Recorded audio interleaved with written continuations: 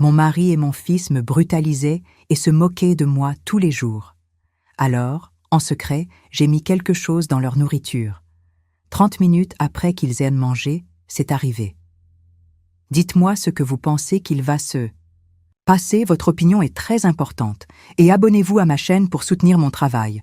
Votre aide est très importante. Le goût du sang dans ma bouche ne me faisait plus peur. C'était lundi, 6 heures du matin, et Gaspard venait de me projeter contre le mur de la cuisine parce que le café n'était pas assez fort à son goût. Mes mains tremblaient en tenant la tasse brisée, les éclats me coupant la paume, mais je n'osais pas me plaindre. À 67 ans, j'avais appris que baisser la tête faisait moins mal que d'élever la voix. « Espèce d'inutile !» hurla-t-il, la voix encore pâteuse de la cuite de la veille. Même pas capable de faire un café correctement. L'odeur aigre de vinasse mêlée à la sueur imprégnait toute la cuisine de notre maison à Orléans. C'était la même maison où j'avais rêvé de construire une famille heureuse, il y a 43 ans, quand je croyais encore que le mariage était une affaire de compagnie et d'amour.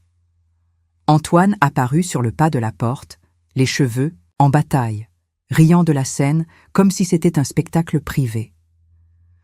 Mon fils de 35 ans ne ratait jamais une occasion de se divertir de ma souffrance. « Regarde-moi l'état de la vieille, papa », dit-il en montrant le sang qui coulait de ma main. Même pas capable de tenir une tasse correctement. Comment une femme pareille arrive encore à travailler à la boulangerie? J'avalais les sanglots, qui voulaient en sortir. Pas à cause de la douleur physique, qui était déjà ma compagne quotidienne depuis des décennies, mais à cause de la cruauté de ces mots venant du fils que j'avais élevé seul pendant les premières années de sa vie, pendant que Gaspard disparaissait pendant des semaines dans des beuveries interminables. Ce même garçon pour qui j'économisais chaque centime de ma retraite anticipée pour acheter de beaux vêtements, et qui maintenant me regardait comme si j'étais un poids mort dans ma propre maison. « Nettoie ce bordel et refais du café », ordonna Gaspard en me donnant une claque sur la nuque avant de quitter la cuisine. « Et cette fois, fais ça bien, sinon tu vas faire connaissance avec ma main. » La menace résonna dans le couloir pendant qu'il montait les escaliers pesamment, chaque pas faisant trembler toute la maison. Antoine resta à m'observer ramasser les débris, un sourire mauvais aux lèvres. « Tu sais, maman, » dit-il en prenant une tartine que j'avais préparée pour le petit déjeuner. « Parfois je me demande pourquoi tu ne vas pas vivre dans une de ces maisons de retraite pour vieilles. Ce serait mieux pour tout le monde. » Il mordit dans la tartine avec plaisir, savourant non seulement le pain, mais aussi la douleur que ces mots causaient. Mon cœur se serra. Ce n'était pas la première fois qu'il mentionnait la maison de retraite, et dernièrement ses commentaires devenaient de plus en plus fréquents. « C'est ma maison, Antoine », murmurai-je doucement, en essuyant mes larmes avec la manche de ma vieille robe. « Ta grand-mère m'a laissé cette maison. »« Ah bon ?» répondit-il avec ironie. « C'est marrant, parce que d'après ce que je sais, c'est celui qui travaille qui commande ici. Et toi ? Enfin, travailler à la boulangerie de Monsieur Dubois, c'est pas vraiment faire vivre une famille, hein ?»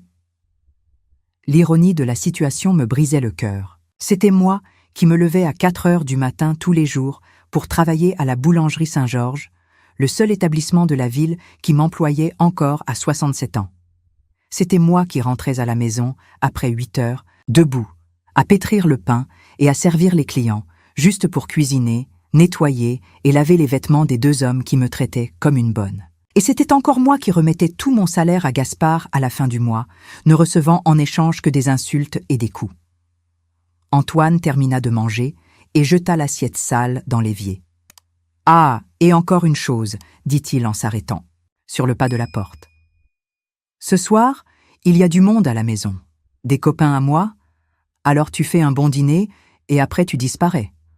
On ne veut pas d'une vieille peau qui vienne gâcher notre soirée. » Après son départ, je restais seule dans la cuisine, à regarder le sang de ma main couler sur le sol fraîchement nettoyé. C'était comme ça tous les jours. Gaspard se réveillait avec la gueule de bois et déversait sa rage sur moi. Antoine en profitait pour m'humilier un peu plus. Et j'acceptais tout en silence, comme si je méritais chaque insulte, chaque gifle, chaque mot cruel. Mais ce matin-là, en préparant un nouveau café avec les mains encore tremblantes, quelque chose de différent se produisit. Je vis mon reflet dans le petit miroir qui se trouvait à côté de la cuisinière, et pendant un instant je ne reconnus pas la femme qui me regardait, les cheveux grisonnants en désordre, l'œil droit encore violet à cause de la raclée de la semaine dernière, les lèvres gercées et gonflées. Où était la Célestine qui avait souri un jour à l'hôtel, promettant d'aimer et d'être aimée? Où était la femme qui avait porté Antoine dans ses bras en chantant des berceuses dans les nuits froides? Le bruit du robinet qui goutte remplit le silence de la cuisine. C'était un son constant, irritant, qui me dérangeait depuis des mois. Gaspard disait toujours que réparer ces choses était du gaspillage d'argent, que je devais m'habituer au bruit de la vieille maison. Mais à ce moment-là, ce goutte à goutte constant sonna comme un rappel. Goutte après goutte, chacune marquant une seconde de plus de la vie que j'étais en train de gaspiller. Je marchai jusqu'à la fenêtre et ouvris les rideaux délavés. Dehors, Orléans commençait une nouvelle journée. Madame Dubois, ma voisine, était déjà en train d'étendre le linge sur l'étendage, fredonnant doucement. Monsieur Lambert passait avec son chien pour la promenade matinale. Des enfants couraient à l'école, portant des cartables colorés et des sourires sur leurs visages. La vie suivait son cours normalement pour tout le monde, pendant que j'étais coincé dans cette cuisine, à nettoyer mon propre sang du sol. C'est alors que je me suis souvenu de quelque chose que j'avais oublié depuis longtemps. Ma grand-mère Odette, qui m'a élevée après que mes parents soient morts dans un accident, quand j'avais 12 ans, disait toujours que chaque femme porte en elle une force qu'elle ne connaît même pas elle-même. « Célestine, » disait-elle, en mélangeant ses herbes médicinales dans la cuisine de la ferme, « un jour tu découvriras que tu n'as pas besoin d'accepter ce que tu ne mérites pas. » À l'époque, j'étais trop jeune pour comprendre. Mais là, à 67 ans, avec le goût du sang dans la bouche et le cœur brisé une fois de plus, ces mots résonnèrent dans mon esprit comme un murmure d'espoir. Peut-être, juste peut-être, qu'il n'était pas encore trop tard pour découvrir cette force. Le nouveau café était prêt. Gaspard descendrait à tout moment, exigeant que je le serve comme toujours. Antoine continuerait ses commentaires méchants sur les maisons de retraite et l'inutilité. Et moi, eh bien, pour un jour de plus, je ferais semblant de ne pas voir la cruauté dans leurs yeux, de ne pas sentir la douleur de chaque mot, de ne pas rêver secrètement d'un endroit où je pourrais être simplement Célestine, sans avoir besoin de m'excuser d'exister. Mais quelque chose avait changé ce matin de lundi. Une graine minuscule de rébellion avait germé dans ma poitrine, si petite que je pouvais à peine la sentir. En entendant les pas lourds de Gaspard descendre les escaliers, je respirais profondément et me préparais à un jour de plus de silence et de soumission, sans savoir que ce serait la dernière fois que je servirais du café avec les mains tremblantes de peur. 3 jours après ce matin dans la cuisine, j'étais en train de ranger mes médicaments pour la tension quand j'ai découvert quelque chose qui a fait s'effondrer mon monde encore plus. Parmi les vieux papiers rangés dans le tiroir de la commode, j'ai trouvé un reçu qui n'était pas à moi. Il venait de la bijouterie du centre d'Orléans, daté de la semaine précédente, avec la description « Achat d'une alliance en or 18K, vendeur, Gaspard Medeiros ». Mes mains tremblèrent en tenant ce papier. L'alliance décrite était exactement la même que celle que ma mère avait portée pendant 50 ans de mariage, celle qu'elle m'avait laissée en héritage avec la paire de boucles d'oreilles en perles et le collier en or qu'elle gardait pour les grandes occasions. Les seuls souvenirs précieux qui me restaient d'elle. Je courus jusqu'à mon coffret à bijoux, cette petite boîte en bois qui était cachée derrière les médicaments. Mon cœur s'emballa quand je l'ouvris et ne trouvais que le collier solitaire. L'alliance de ma mère avait disparu, les boucles d'oreilles en perles aussi. Il ne restait qu'une pièce, probablement parce que Gaspard n'avait pas encore découvert où je cachais le reste. Je m'assis sur le bord du lit, serrant la petite boîte vide contre ma poitrine. Cette alliance n'avait pas seulement une valeur financière, elle portait l'histoire du mariage le plus heureux que j'ai jamais connu. Ma mère et mon père s'étaient vraiment aimés pendant un demi-siècle, et elle me disait toujours que cette bague représentait le genre d'amour que je méritais de trouver. Comment Gaspard avait-il eu le courage de la vendre pour financer ses vices?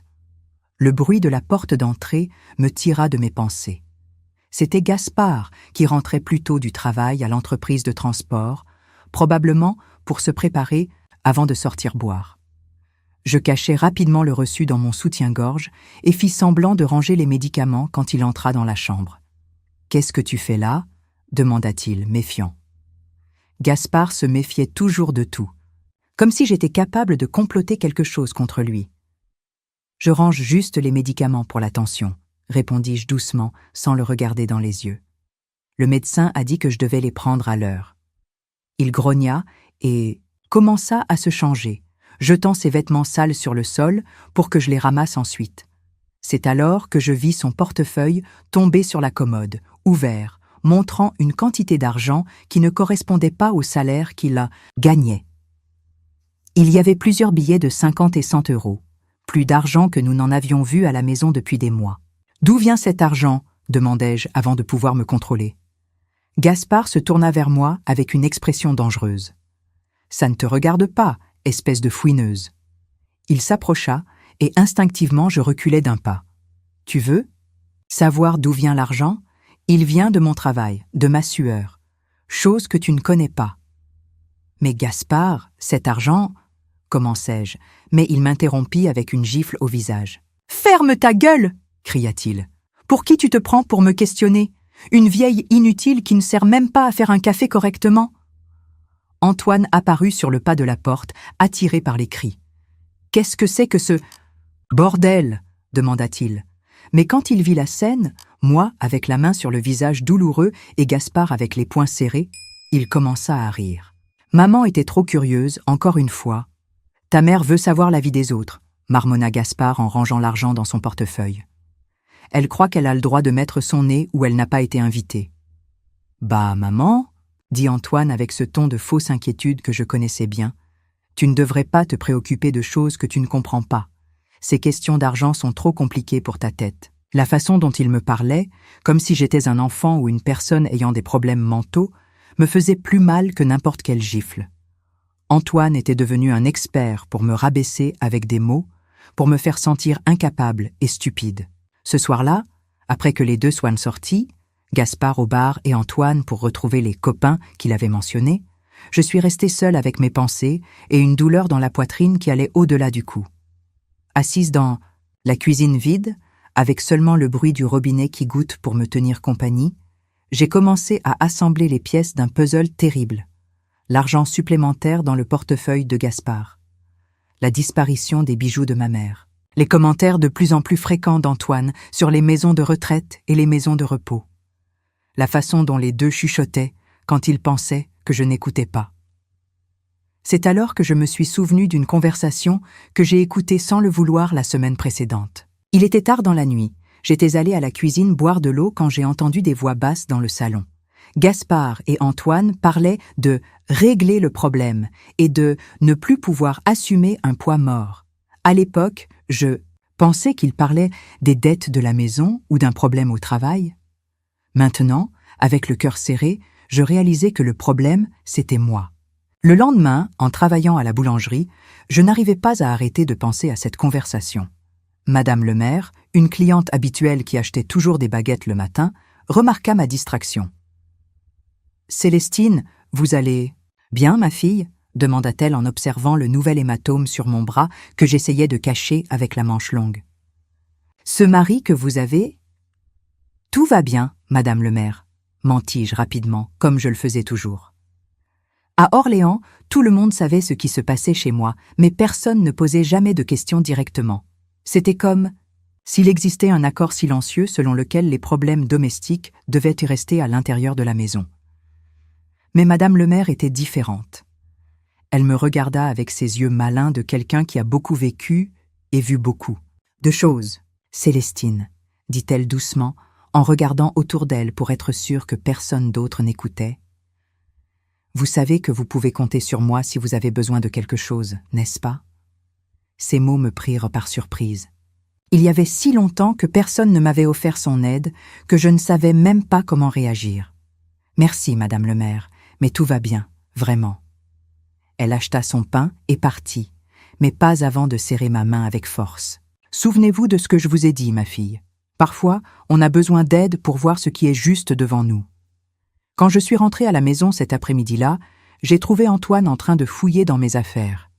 Il était dans ma chambre, à fouiller dans les tiroirs de la commode où je rangeais mes documents personnels. « Qu'est-ce que tu fais ?» demandai-je en essayant de garder une voix calme. Je cherche des papiers, répondit-il sans même me regarder. Des papiers importants qui sont rangés ici. Quels papiers? Des papiers de la maison, des trucs? Comme ça. Rien que tu aies besoin de savoir. Il ferma le tiroir avec force et me regarda. D'ailleurs, maman, je dois te dire quelque chose d'important.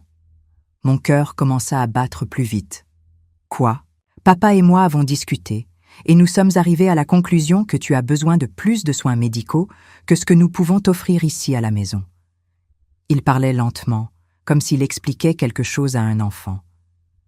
Tu es très étourdie, très confuse. Hier encore, tu as demandé d'où venait l'argent dans le portefeuille de papa, comme si tu ne savais pas qu'il travaille. Antoine, je ne suis pas confuse. Si, maman, et pour ton propre bien, nous allons devoir chercher un endroit spécialisé, où tu pourras recevoir les soins que tu mérites. Ces mots résonnèrent dans ma tête comme un glas. Un endroit spécialisé. Il parlait d'une maison de retraite, de me sortir de ma propre maison. La maison que ma mère m'a laissée, où j'avais construit tous mes souvenirs, bons et mauvais. C'est ma maison, dis-je, en essayant d'avoir l'air ferme, mais ma voix trembla. C'était ta maison, maman. Mais maintenant, tu n'as plus la capacité d'en prendre soin, ni de toi-même. Il s'approcha, posant une main faussement affectueuse sur mon épaule. Ce sera mieux pour tout le monde.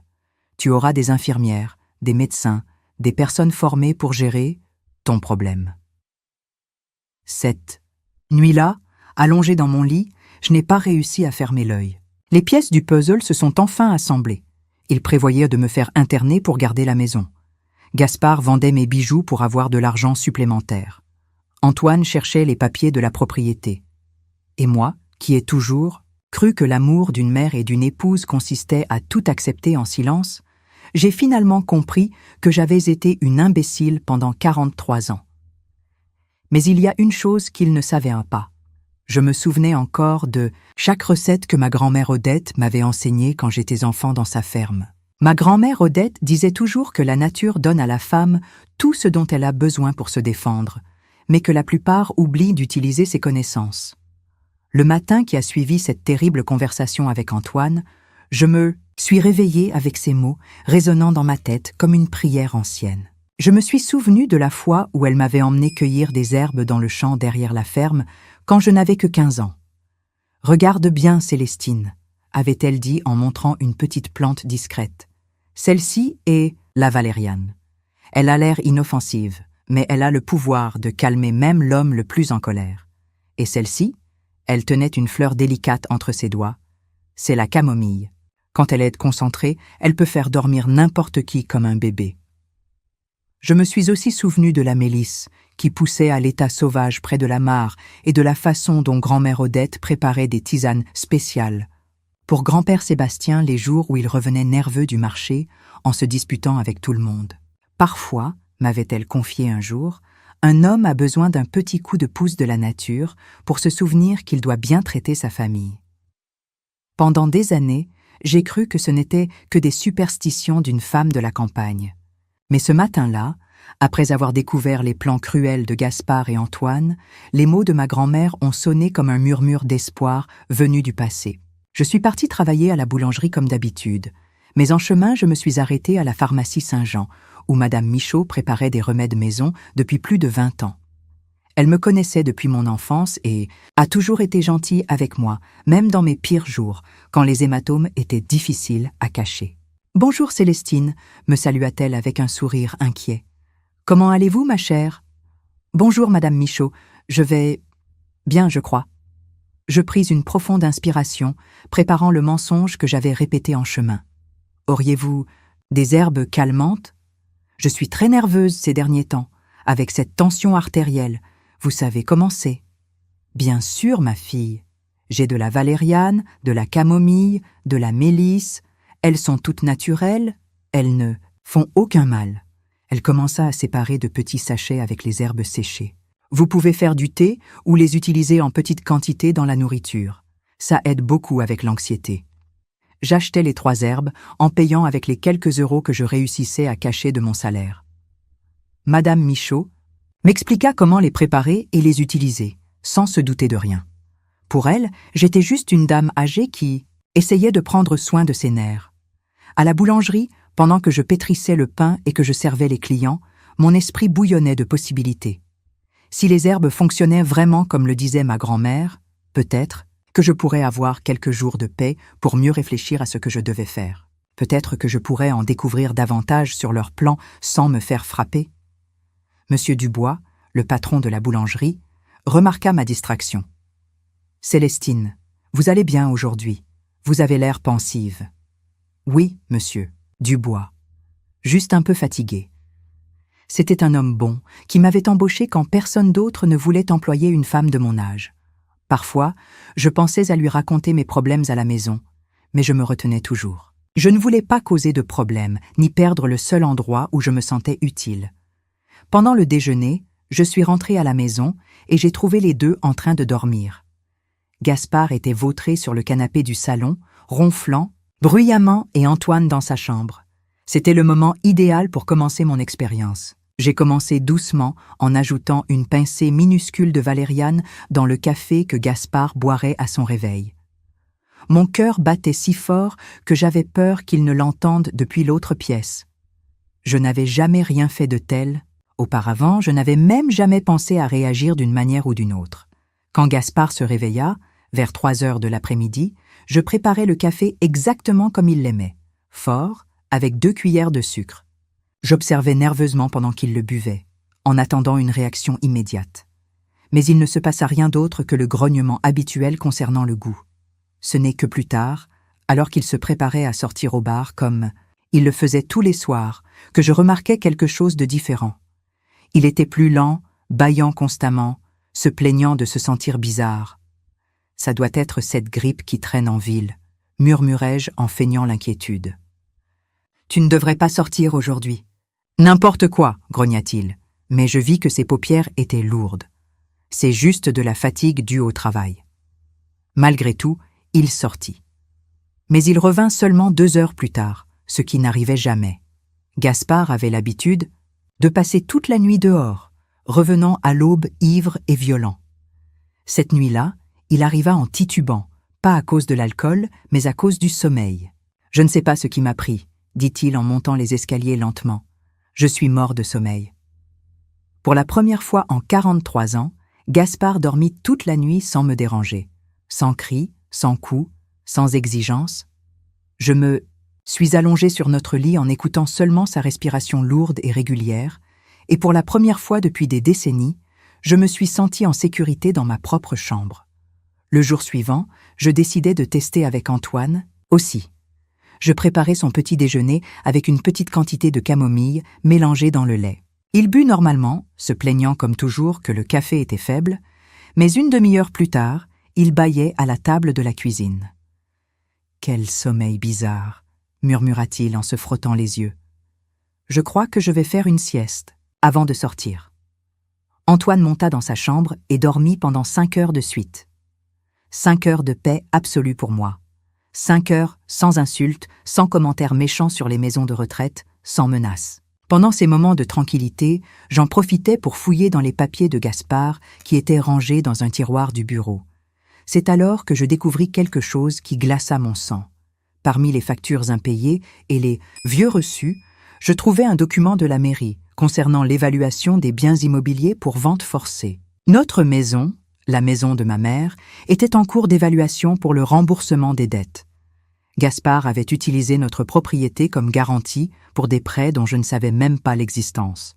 Selon les papiers, nous avions moins de 3 semaines pour payer près de 100 000 €, sinon nous perdrions tout. Mes mains tremblèrent en feuilletant les documents. Il y avait des reçus de maisons de Paris, des preuves de prêts auprès d'usuriers, des dettes qui s'accumulaient depuis des mois. Gaspard avait parié et perdu la valeur de toute notre maison. Mais le pire était encore à venir. Au milieu des papiers, je trouvais une conversation imprimée entre Antoine et quelqu'un appelé Martine dans une application de messagerie. En lisant les messages, je découvris que Martine était la sœur de Gaspard, qui travaillait comme assistante sociale à Lyon. « J'ai déjà obtenu les documents que tu as demandés », disait un message d'elle. « Avec ces faux certificats médicaux, il sera facile de déclarer ta mère comme mentalement incapable. Ensuite, il suffit de la faire interner et vous serez libre. De vendre la maison. Parfait, Tata, répondait Antoine. Quand est-ce que tu viens à Orléans pour régler ça? La semaine prochaine. J'ai déjà rendez-vous avec le médecin qui va signer les papiers. C'est une connaissance et il ne posera pas de questions. Ta mère ne saura même pas ce qui lui arrive. Je m'assis sur le sol du bureau, entouré de ces documents qui révélaient l'étendue de la trahison de ma propre famille. Il n'y avait pas seulement Gaspard et Antoine. C'était une conspiration qui incluait même des parents que je connaissais à peine, tous unis par l'objectif commun de me voler et de me jeter comme un objet cassé. Le plan était diabolique dans sa simplicité. Il me déclarerait mentalement incapable, me ferait interner contre ma volonté dans une institution à Lyon où personne ne me connaissait, et ensuite ils vendraient la maison pour rembourser les dettes de Gaspard et il resterait encore de l'argent à partager entre eux. Et le plus cruel de tout, je ne saurais jamais ce qui s'est réellement passé. Je passerai le reste de ma vie dans une maison de retraite en croyant que j'étais vraiment malade, que ma propre famille m'avait interné par amour et par souci. À ce moment-là, assise sur le sol froid du bureau avec les preuves de la plus grande trahison de ma vie éparpillées autour de moi, je sentis quelque chose se briser en moi. Ce n'était pas mon cœur. Il s'était déjà brisé tellement de fois qu'il ne restait plus grand-chose à briser. C'était quelque chose de plus profond, de plus ancien. C'était la Célestine soumise, la Célestine qui acceptait tout en silence, la Célestine qui croyait mériter la souffrance qu'elle recevait. Pour la première fois, en 43 ans, j'ai senti de la colère. Une colère véritable, propre, purificatrice. Et avec la colère est venue une clarté que je n'avais jamais connue auparavant. Ils voulaient me voir comme une vieille sénile et sans défense. Alors c'est exactement ce que j'allais être, du moins devant eux. Je rangeais tous les documents exactement comme ils étaient et je retournais à la cuisine. Quand Antoine descendit pour dîner, encore somnolent à cause des effets de la camomille, je préparais son assiette avec une dose un peu plus forte d'herbes calmantes. « Comment s'est passée ta journée, mon fils ?» demandai-je avec la voix la plus douce que je pus produire. Il me regarda avec méfiance parce que j'étais gentille, mais il répondit « Normal. J'étais très fatiguée aujourd'hui. » 2 heures plus tard, il dormait profondément sur le canapé du salon. Et pour la première fois depuis des décennies, j'avais toute la nuit pour planifier ma vengeance. Pendant les 3 jours suivants, je me suis transformée en l'actrice de ma propre vie. Le matin, je continuais à administrer les herbes calmantes dans le café et la nourriture, en les maintenant dans une somnolence constante qu'ils attribuaient à la fatigue ou à une mystérieuse grippe. Pendant le reste de la journée, j'interprétais parfaitement le rôle de la belle-mère et de la mère dévouée, toujours disponible, toujours soumise. Mais les nuits sont devenues mon moment de liberté. Pendant que les deux ronflaient dans leur chambre, je me déplaçais dans la maison comme un fantôme, en fouillant chaque coin, chaque tiroir, chaque papier caché. C'est lors d'une de ces nuits que je découvris l'étendue complète du réseau de mensonges qui entourait ma vie. Dans la chambre d'Antoine, je trouvais d'autres conversations imprimées avec Martine. Elle détaillait non seulement les plans pour me faire interner, mais révélait aussi que ce n'était pas la première fois qu'elle faisait une chose pareille. Ma belle-sœur avait mis en place un système depuis des années, en falsifiant des documents médicaux pour faciliter l'internement de personnes âgées dont les familles voulaient se débarrasser pour toucher des héritages. « Ta mère est le cas le plus facile que j'ai jamais eu », disait un message de Martine. Avec les antécédents de violence conjugale que vous avez créés, il sera facile de convaincre n'importe quel juge qu'elle a développé des problèmes psychologiques. Qui doutera qu'une femme battue pendant des décennies soit devenue déséquilibrée? Lire ça a été comme recevoir un coup de poing dans l'estomac. Ils ne prévoyaient pas seulement de me voler, ils utilisaient les années de souffrance que j'avais endurées comme preuve de ma propre incapacité mentale. Les coups que j'avais reçus, les humiliations que j'avais avalées, tout serait utilisé contre moi comme preuve que je méritais d'être enfermée loin de la société. Dans le tiroir de Gaspard, je découvris quelque chose qui faillit me faire m'évanouir. Parmi les factures impayées, il y avait un contrat déjà signé avec une maison de retraite privée à Lyon, appelée Havre de Paix. Selon le document, je serais internée lundi prochain, dans seulement 4 jours, sous prétexte de démence sénile et de comportement agressif. Comportement agressif. Moi, qui n'avais jamais élevé la voix, qui n'avais jamais réagi à un seul coup, j'étais décrite comme violente. Le monde s'était inversé. Mais ce qui me choqua le plus, c'est de trouver, agrafé au contrat, un faux certificat médical, avec ma prétendue signature, décrivant des symptômes de la maladie d'Alzheimer à un stade avancé. Le médecin qui l'avait signé était le docteur Renaud Foucault, un nom que je n'avais jamais entendu de ma vie, mais qui, selon les messages de Martine, était un ami de la famille et ne posait pas de questions. Je photographiais tous les documents. Avec un vieux téléphone portable que j'avais trouvé oublié dans un tiroir, il était à moi, d'il y a des années, que je croyais perdu. Gaspard avait dû le cacher pour que je n'aie pas la possibilité de demander de l'aide à qui que ce soit. Je réussis à le charger et je découvris qu'il fonctionnait encore. Pendant la journée suivante à la boulangerie, en feignant la normalité alors que mon monde s'effondrait, je pris une décision qui allait tout changer. Madame Dubois, ma voisine, vint acheter du pain comme elle le faisait toujours les jeudis, et pour la première fois depuis des années, je décidai de briser le silence. « Madame Dubois », appelai-je doucement quand je fus sûre qu'il n'y avait personne d'autre dans la boulangerie. « Auriez-vous une minute pour discuter ?» Elle s'approcha, remarquant quelque chose de différent dans mon ton de voix. « Bien sûr. »« Ma fille, qu'est-ce qu'il y a ?» Je pris une profonde inspiration, me préparant à faire le pas le plus courageux de ma vie. « Connaissez-vous un avocat honnête ici à Orléans? Quelqu'un qui défende les personnes comme moi ?» Madame Dubois fronça les sourcils, inquiète. « Célestine, qu'est-ce qui se passe? Vous avez des problèmes ?» C'est alors que j'ouvris mon cœur pour la première fois en 43 ans. Je racontai les coups, les plans pour me faire interner, les dettes que Gaspard avait cachées, toute la conspiration. Je parlais doucement, en regardant toujours vers la porte pour être sûre que personne n'écoutait, mais je racontais tout. Madame Dubois m'écouta en silence, ses yeux se remplissant de larmes au fur et à mesure que je racontais chaque détail. Quand j'eus terminé, elle serra mes mains avec force. « Ma fille, dit-elle, la voix étranglée, comment avez-vous supporté tout ça seule pendant si longtemps ?»« Je croyais que c'était normal, » répondis-je, les mots sortant difficilement. Je croyais que le mariage était comme ça, que je ne méritais rien de mieux. « Ce n'est jamais normal, Célestine, jamais. » Elle prit une profonde inspiration en organisant ses pensées. « Écoutez, je connais Maître Lemaire, du commissariat. C'est un homme honnête, père de famille, qui connaît notre communauté depuis des décennies. Et je connais aussi Maître Garnier, une jeune avocate qui travaille sur les cas de violence conjugale. Elle reçoit à la Maison des Femmes, dans le centre. Je notais les noms avec les mains tremblantes.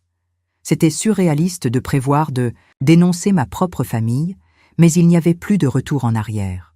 « Et Célestine, continua Madame Dubois, avez-vous un endroit où rester quand tout ça va commencer?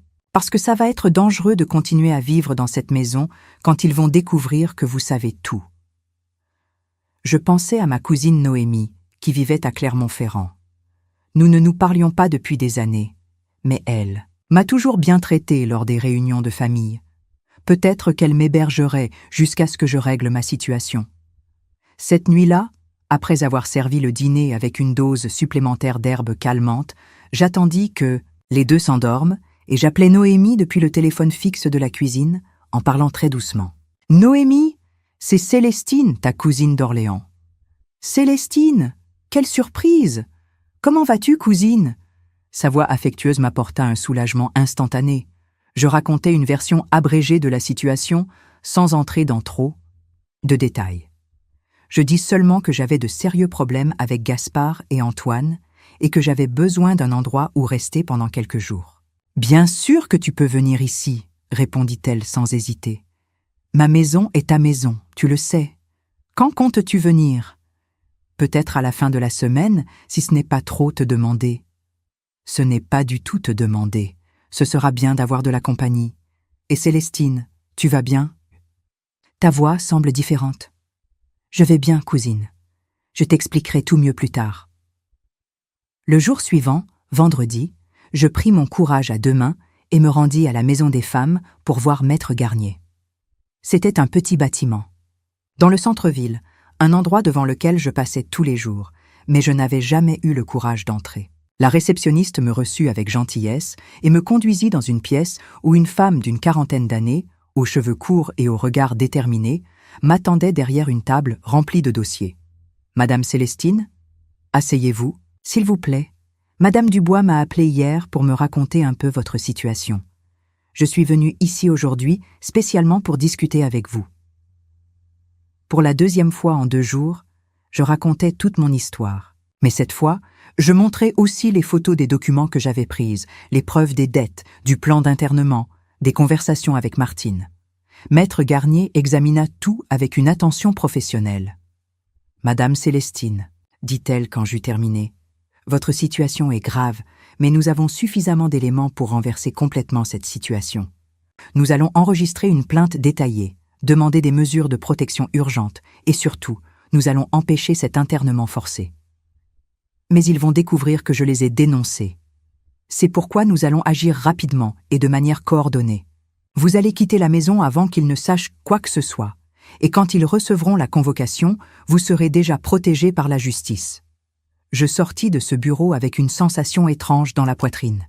Ce n'était pas encore du soulagement, il était trop tôt pour ça. Mais pour la première fois depuis des décennies, je sentis qu'il y avait quelqu'un de mon côté. Quelqu'un qui croyait en moi et qui était disposé à se battre pour ma liberté. Cette nuit-là, alors que je préparais ce qui allait être l'un des derniers repas pour Gaspard et Antoine, je pensais à tout ce que j'avais découvert ces derniers jours. À quel point j'avais été naïve pendant si longtemps, en croyant que l'amour signifiait accepter n'importe quoi. À quel point ma propre famille avait prévu de me détruire par cupidité. Mais je pensais aussi à la force que j'avais trouvée en moi, au courage que je n'avais jamais su que j'avais, aux bonnes personnes comme Madame Dubois et Maître Garnier, qui étaient apparus pour m'aider quand j'en avais le plus besoin. Je servis le dîner avec une dose généreuse d'herbes calmantes. Il était important qu'ils dorment profondément cette nuit-là, car le matin, je mettrais en action le plan qui changerait nos vies à jamais. Pendant qu'ils mangeaient, j'observais leur visage pour la dernière fois, comme la Célestine soumise et silencieuse. Lundi, quand ils se réveilleraient, ils découvriraient que la femme qu'ils pensaient connaître avait disparu, laissant à sa place quelqu'un qu'ils n'auraient jamais imaginé que je pourrais devenir. Une femme libre. Le samedi se leva gris à Orléans, mais pour moi, c'était le jour le plus lumineux des 43 dernières années. Je me réveillais à 5 heures du matin, avant même que le réveil ne sonne, avec une énergie que je n'avais pas ressentie depuis des décennies. C'était le jour de ma libération. Gaspard et Antoine dormaient encore profondément à cause de la dose supplémentaire d'herbe que j'avais mise dans le dîner de la veille. Je calculais qu'ils dormiraient au moins jusqu'à midi, assez de temps pour exécuter mon plan.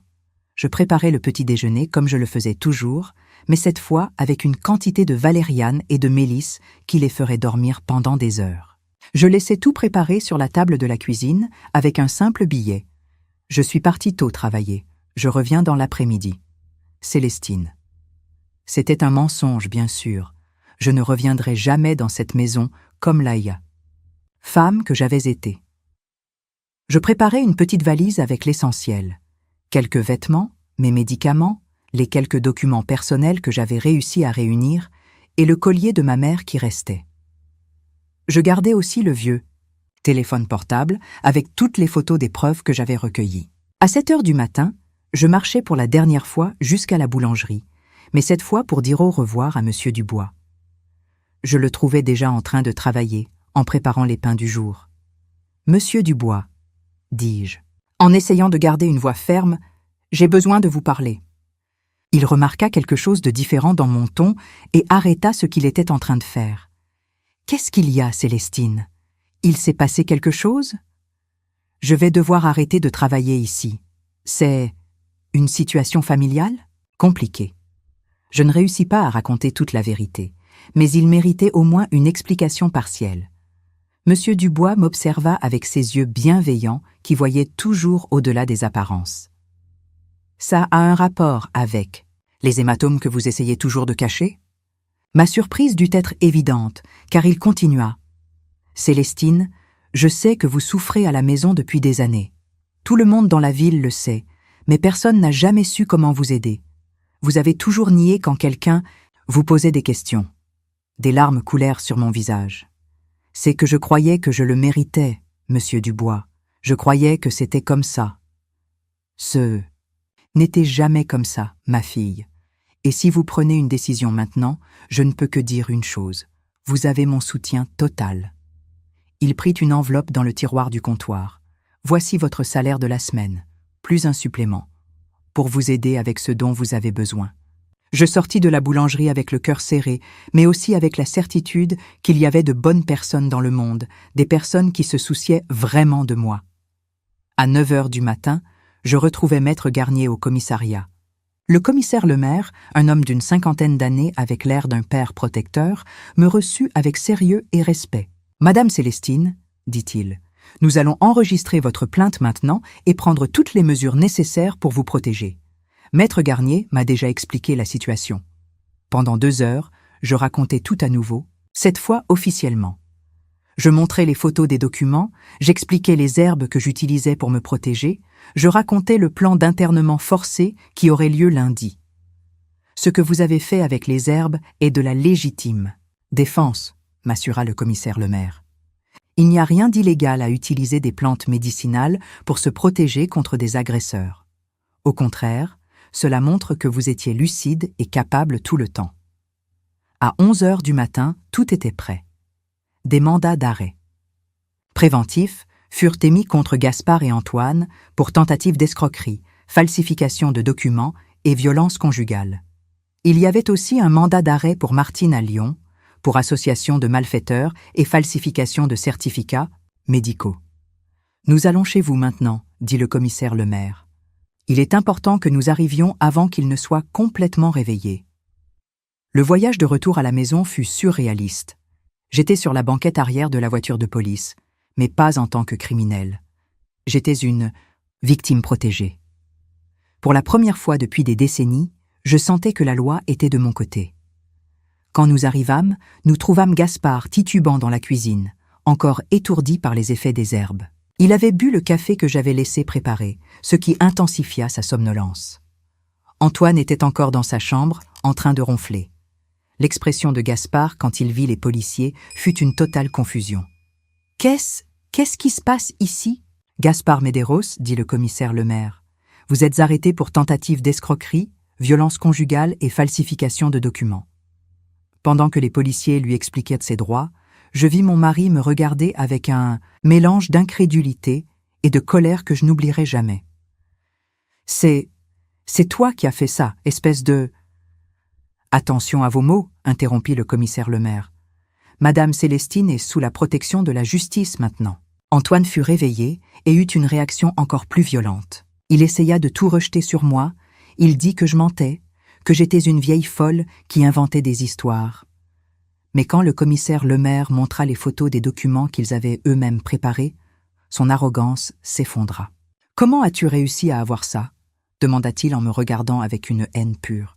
« Je n'ai jamais été la vieille incapable que vous pensiez que j'étais, » répondis-je, en étant moi-même surprise par la fermeté de ma propre voix. « Vous avez sous-estimé celle qui a toujours fait vivre cette famille. » Pendant que les deux étaient menottés et emmenés au commissariat, je pris mes affaires et je sortis de cette maison pour la dernière fois. Je ne ressentis ni tristesse, ni nostalgie. Je ressentis seulement un soulagement profond, comme si j'enlevais un poids de 100 kilos de mes épaules. Madame Dubois m'accompagna jusqu'à la gare routière, où je pris le bus pour Clermont-Ferrand. « Vous avez été très courageuse, Célestine, » dit-elle en me serrant dans ses bras lors des adieux. « Votre mère serait fière. » Pendant le voyage, je réfléchis à tout ce qui s'était passé. Les herbes de ma grand-mère. Odette n'ont pas été seulement ma protection, elles ont été mon outil de liberté. Elles m'ont donné le temps et la sécurité nécessaires pour découvrir la vérité et agir.